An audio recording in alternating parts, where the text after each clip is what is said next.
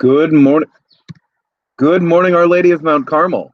It is yet another beautiful day and a perfect day to end our school year. Can you believe it? It is the last day of school, the last day of a school year like we've never known before with these last several months of lockdown.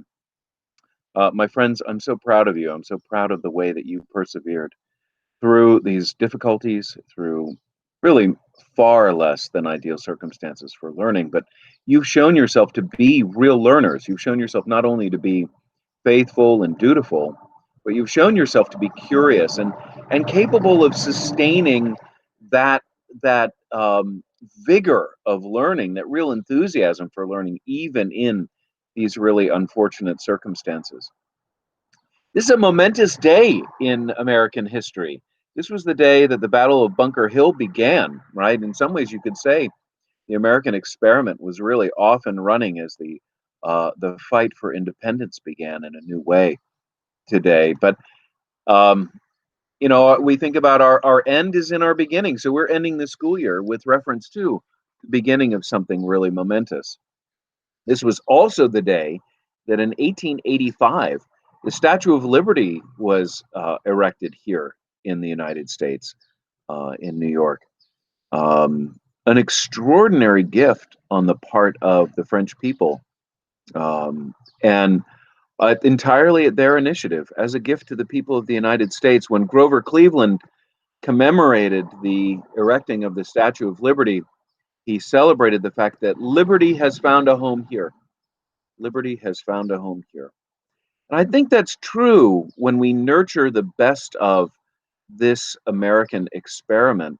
We find a place not only where we can we can make our way, but we can also follow what the Lord has called us to do. We can be free to be faithful. We can be free to heed His call on our lives.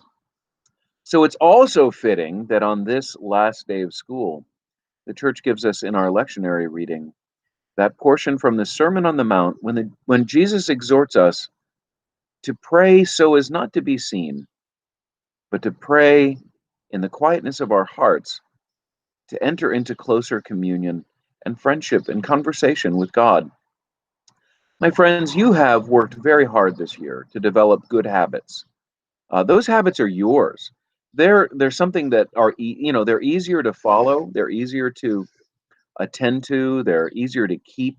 They're easier to practice when you're in school, when we're all together, when we're all doing the same thing, when your teachers are guiding you in your prayers and in your devotions.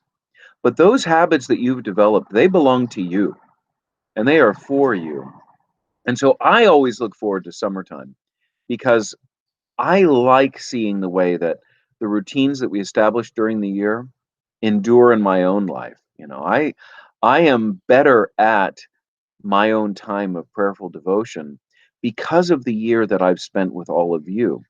And so I look forward to doing that in the quietness of my own, prayer closet, the quietness of my own room, where it's really just between me and the Lord. And so I exhort you to continue these good habits of prayer and continue to seek the face of God, continue to spend time with Him. But there are other habits you've developed this year that I encourage you to keep up as well. You have learned to ask good questions. You have learned to be more curious. Continue asking really good questions. Continue asking hard questions. Continue dedicating yourself to understanding more. Keep learning. This is what it's for. This is why we do school, so that when you're not in school, you can continue to enjoy the fruit of what you've learned. You can continue to celebrate it, not because you have to, but because it's good. My friends, you have done very, very good work this year. I look forward to seeing you again soon. It's wonderful to see so many of you as you are dropping off and picking up things at school this week. I'm eager to see you again in September. Um, and I'm eager to hear what you have continued to learn and how you've continued to grow. My friends, I love you. Remember that you are the light of the world. and let your light so shine before men that they would see your good works and glorify your Father in heaven. Go forth from this school year rejoicing in the power of the risen Christ. Our Lady of Mount Carmel, pray for us.